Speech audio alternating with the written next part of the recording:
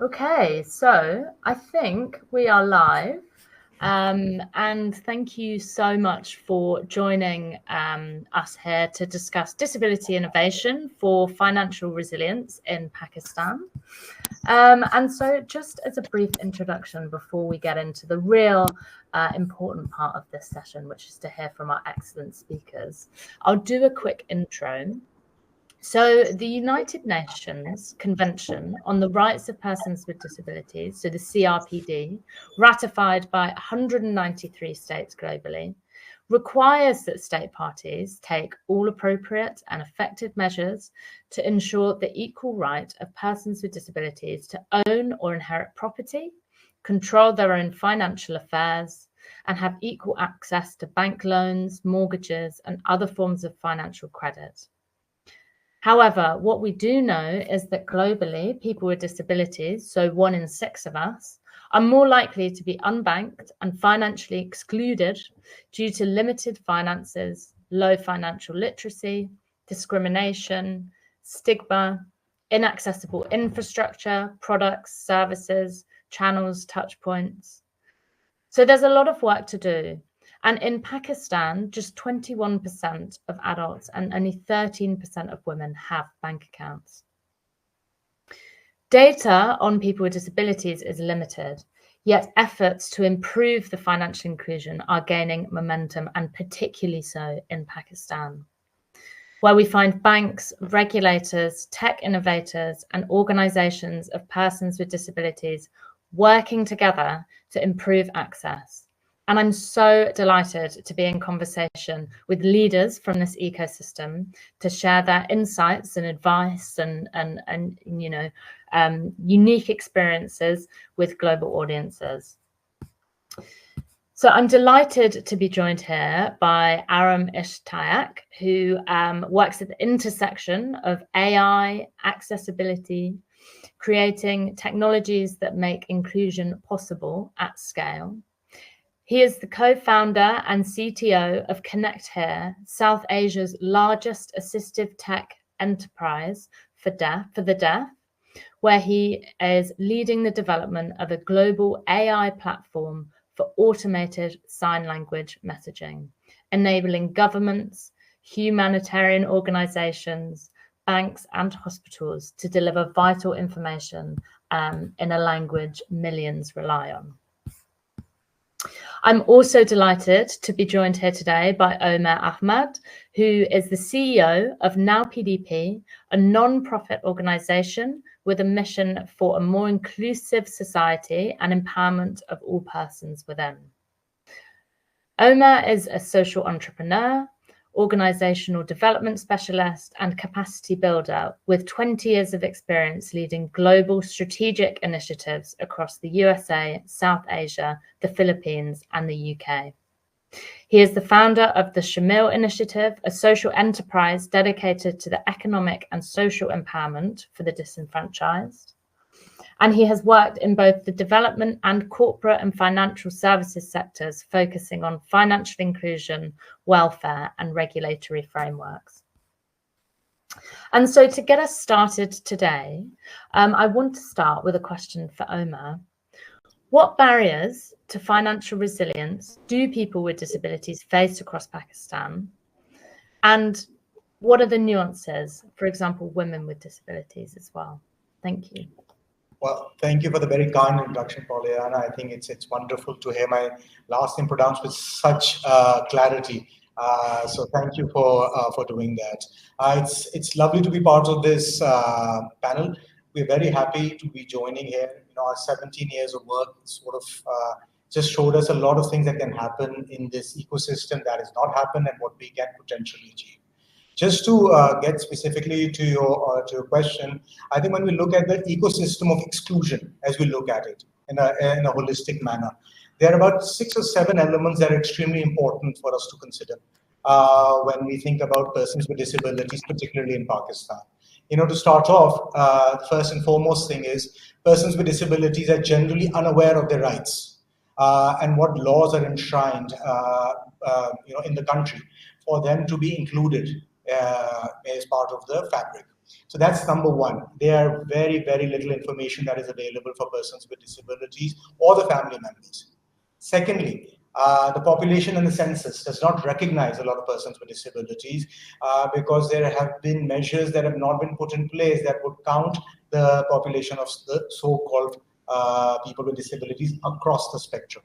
So as a result of that, the data does not reflect the scale of the issue, and policymakers tend to not look at it as seriously as they should. Then when you think about the third step, after laws and when you look at the data, the third thing is mobility, both in terms of product accessibility as well as leaving their homes. Public transportation, products and services, as Aram I'm sure will talk about as well, continue to be inaccessible for persons with disabilities when we talk about financial inclusion, bank account openings, lack of sign language. So you have lack of information, lack of data, then you have a lack of mobility that starts off the thing, and that leads to four areas that are, or three areas that are devoid of persons with disabilities. You don't see much participation in education, or in early education or higher secondary education for people with disabilities. Almost single digit is the participation rate by some estimates. Skills development is not market relevant. I think that's another problem that we face. We teach persons with disabilities, to train them on a lot of skills, but are they market relevant to create careers? Not so much so. And as a result of a lack of education and skills development, they don't have access to jobs or the right to start their own businesses. So when you look at the ecosystem of exclusion, there are about 6 points that are extremely important. Lack of information, lack of counting, there's a lack of mobility. Then we talk about lack of education participation, lack of training for market relevance, and lack of economic opportunities through business startups, or when you look at job opportunities. Now, when you talk about specifically in all of these things, the three major areas, as you alluded to, Oriana, what we see is, first and foremost, the biggest problem that we face is that people have income volatility, and the social protection, while very well intentioned, has a lot of gaps. The social protection mechanisms in Pakistan are very widespread, but they do not have the economic strength to do a lot of things. So I think first and foremost, the specific problem in the ecosystem of exclusion that we see are income volatility and a lack of social protection programs having the robustness that they need for people. And by that, I'll give you an example. Women with disabilities generally, under our studies and research, when they're working in something as widespread as textile and tailoring, earn 10 times less than men with disabilities or tailors with disabilities who are male. I think that's one of the big challenges that we face. The digital and product inaccessibility is another challenge, and I think, again, Arun will probably allude to it in a far better and more educated manner. But mobile online banking in ATMs at banks continue to be difficult to access. Sign language tends to be absent. So I think reasonable accommodation seems to be missing as well. And finally, when we talk about women with disabilities, there's the double whammy. There's the gender norm because of the culture, as well as the disability. They can't leave their home sometimes. They don't have access to phones or their own identity. And as a result of this, anything that is mainstream and floated by financial institutions as an incentive for women, entrepreneurs or job seekers, tends to miss women with disabilities. So ecosystem of exclusion on 6 points. And then when we focus on 3 specific areas, it's the lack of social protection, lack of digital and product accessibility, and women with disabilities having a double whammy. I think these are the 3 basic areas, the major areas that our studies have shown that people with disabilities face challenge and have lack of financial accessibility. Thank you, Omer. That's incredibly clear. And what you've managed to do just then is describe, the diversity of complex barriers and challenges, but also kind of shed light on how much it will take to overcome these and financially and economically include persons with disabilities in Pakistan, and specifically women as well. And there have been some phenomenal efforts in Pakistan to overcome these challenges, ranging from regulation. So the Financial Services Regulator of Pakistan putting in specific policy on the financial inclusion of people with disabilities and women, but also from organisations such as yours. So how would you describe, this diversity of stakeholders, industries, organisations, including now PDP, and how you've convened and partnered to break down some of these barriers? Yeah, so I think that's another very, very important point. When we look at the number of things that have happened in the past, as we were talking about earlier before this live broadcast started, this has been the decade of growth and decade of recognition for persons with disabilities in Pakistan. And we have seen exponential rise in terms of well-intentioned organizations and well-intentioned corporate and private sector organizations, as well as the government sector being partaking. So when we go back 17 years, Pollyanna, I think one of the big challenges when now PDP was established, we went across the nation. We went across Pakistan and went to all the provincial capitals and other cities and, understood what the need is. The need assessment was absolutely crucial to understand what challenges are faced by persons with disabilities. Based on those needs assessment, we created a coalition of 180 plus organizations across Pakistan that were working on disabilities, DPOs, NGOs that we felt could contribute towards the advancement of those rights of persons with disabilities. So between 2007 and 8, we created the Journey of Hope, as we call it, understanding the needs. 2008, 2018, we collaborated with a lot of these organizations on the private sector as well as the non-profit sector to actually create a coalition of need. And based on that learning, we started to create a legal framework with the government of Pakistan, the government of the provinces as well, where passage of provincial and federal laws happened in 2018. As well as the State Bank of Pakistan, which finally passed the regulation, which we were instrumental in along with our partners in authoring so that they could have an instrument. So we did a needs assessment in 2007, 2008 to 2018, we created a network of organizations. 18 to 21, we made sure that laws were enshrined. And then to scale it, the implementation of laws happened through the facility that you visited, the Center of, sort of financial excellence and inclusion. We sustained it by embedding it through sector-specific partnerships, and then we made it visible through international partnerships. So if I have to give you an entire collection of the partnerships that we have generated, including Connect Here, which has been very visible and very, very impactful, has been first needs assessment, then creating a coalition, and then ensuring a legal framework, and then embedding this and sustaining this and making it visible through centers of excellence, through other partnerships, corporate partnerships, and finally, by getting recognition at international platforms like the Zero Project, the GDI Hub, and other institutions as well. So the regulators have to be appreciated, the social protection programs have to be appreciated, the government has to be appreciated, the financial institutions, various industries, but mostly I feel persons with disabilities and the organizations that are working like our partners that have been instrumental in ensuring that this array of people came together on a singular platform and ensured the passage of laws and the sustaining, scaling, and making visible of these changes. Amazing. Thank you so much. And you know what? Reflecting, when I first saw and learned of, I think it was back in 2021, the new regulation on the financial inclusion of persons with disabilities of the regulator, you think, wow, this is an incredible achievement to actually have a sector regulator actually requiring organizations to meet certain accessibility provisions and inclusion provisions on their products and services. This is amazing. And what you've just shared to me is that this process has been ongoing and informed by persons with disabilities since 2007. And this type of thing has generated off the back of years and years of partnerships and advocacy, and, others to learn from this approach and use this methodology is really, really invaluable. I'm turning to you now, and would love to hear a little bit more about, some of these challenges that the innovative solutions of Connect Here work to address in Pakistan, and how have you done this? So yeah, over to you. Talk to us a bit more about Connect Here's work. Thank you. I first want to really appreciate the picture Umair has painted, which really covers all of the aspects of where we have been as a nation, where we are currently.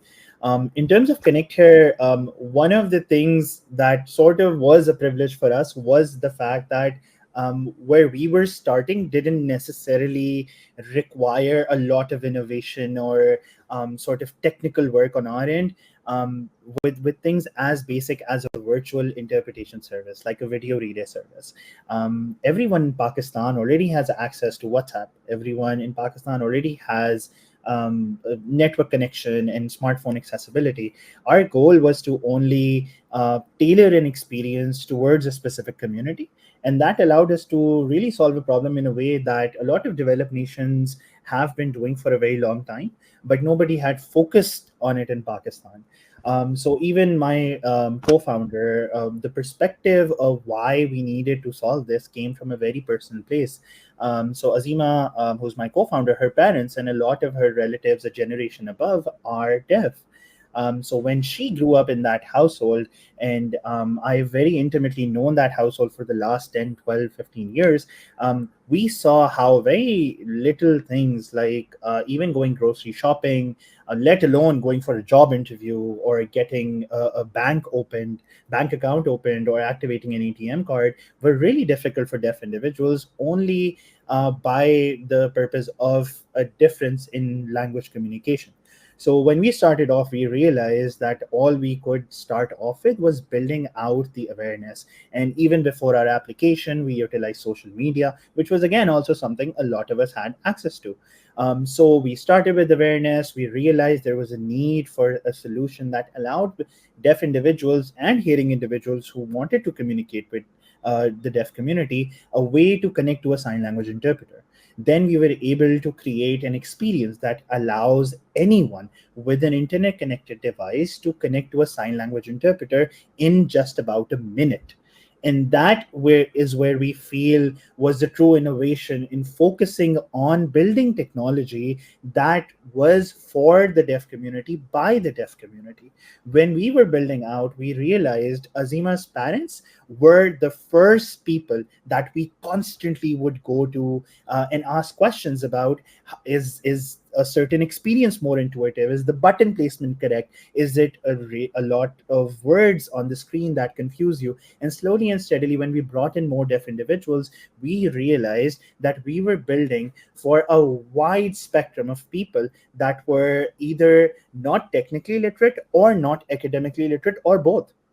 So the experience had to be for someone so simple that even if they hadn't used a smartphone before, or if they couldn't read, they should be able to utilize the Connect Here application. So I feel that's where the true innovation came in, when we brought in the opinions of the people we were building the solution for.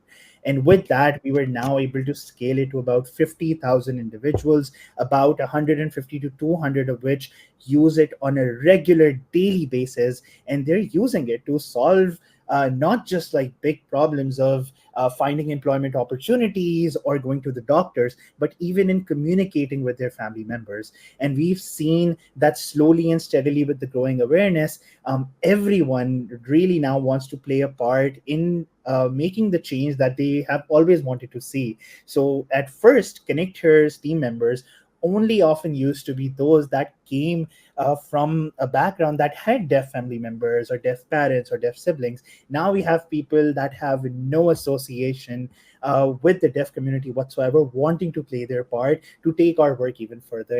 And all in all, that has been sort of a really exciting journey for us. Thank you, Aham. And I had the privilege of visiting your office in Karachi earlier last year, and it's really amazing to see of the technologies that you are developing. I can see a question on the chat about the use of AI, and a little bit later, if we have time, it would be great to kind of hear of your innovations in that space. I have one follow-up for you actually, Aham, on kind of whether you'd be able to kind of describe the kind of what works for technologies for accessible banking services, and kind of how have you managed to forge, quite a large array of partnerships with the banking sector for the purpose of financial inclusion?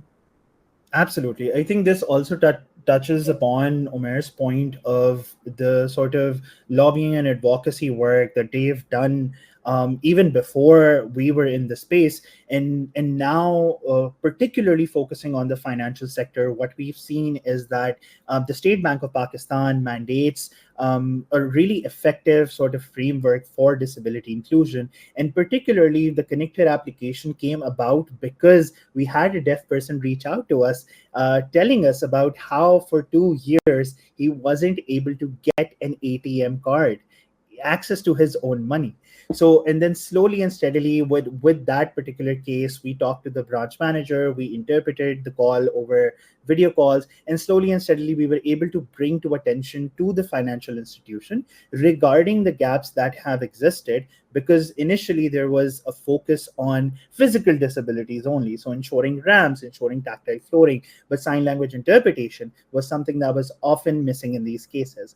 And for us, slowly and steadily, we realized it was also about building a seamless enough experience for the financial institutions that would take care of all of the legalities, the compliances, the security, and the privacy aspects to ensure that the experience they are providing to a deaf individual comes with the same safety, security, and guarantees that a hearing person expects from a bank as well.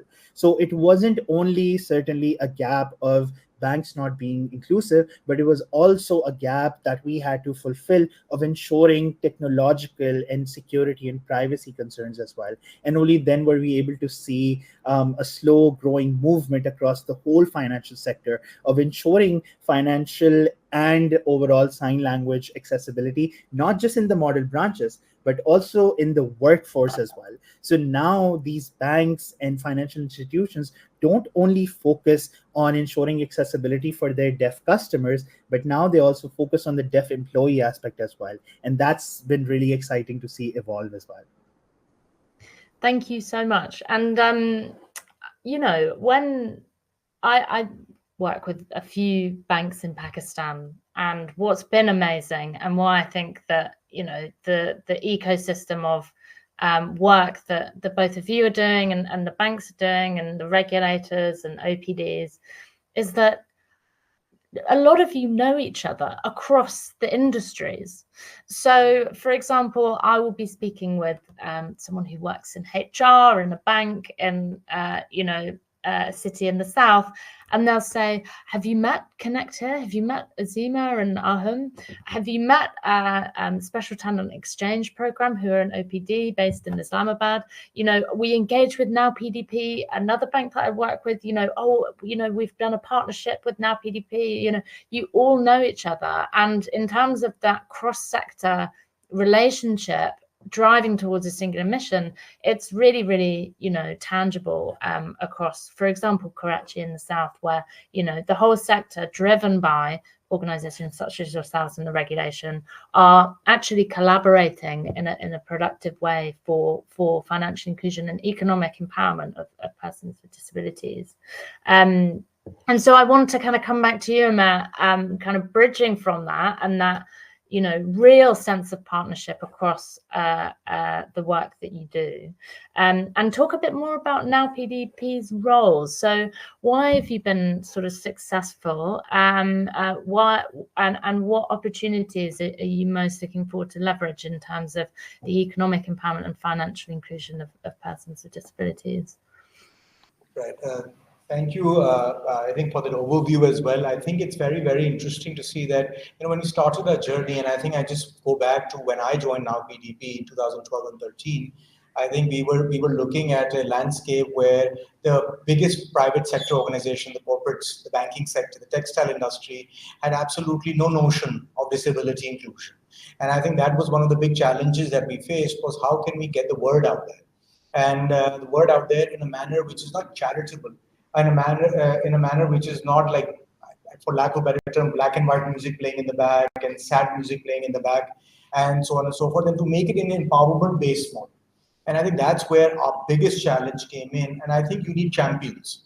I think you need champion institutions, you need champion individuals who are not part of the nonprofit sector or part of the corporate sector who take on the mantle to make this change.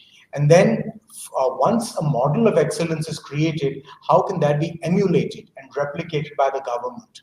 Which in most cases very openly says they have the resources, but they do not have the wherewithal, the knowledge, and the people to deliver on the things that they desire. So I think what one of the biggest successes for us was finding that one pied piper, if you will, for lack of a better term, where you find this one blue chip company that takes on the mantle. And I think we were lucky and fortunate enough that very early on in our journey, we had one of the largest conglomerates in Pakistan, which is very well recognized, come on board as a partner who wanted to implement their sort of corporate mandate through us. And once other organizations saw that, they became more and more inclined towards it. And additionally, finding champions at the very top.